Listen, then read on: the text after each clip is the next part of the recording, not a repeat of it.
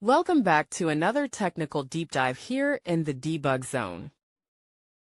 Today we're tackling a big question and breaking it down with insights from other users. Hopefully this clears up some misconceptions and helps you get the answer you need. So buckle up, stay a little curious, and let's jump right in.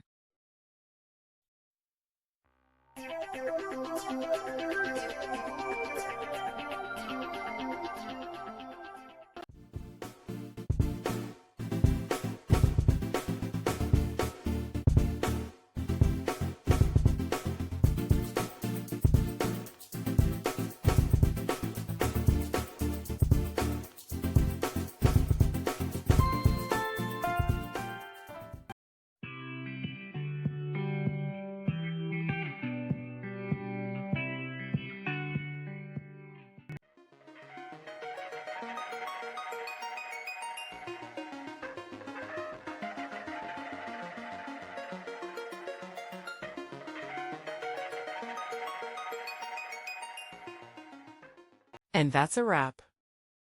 I hope you found the answer you were looking for. If you did, take a second to hit that subscribe button. It really helps out.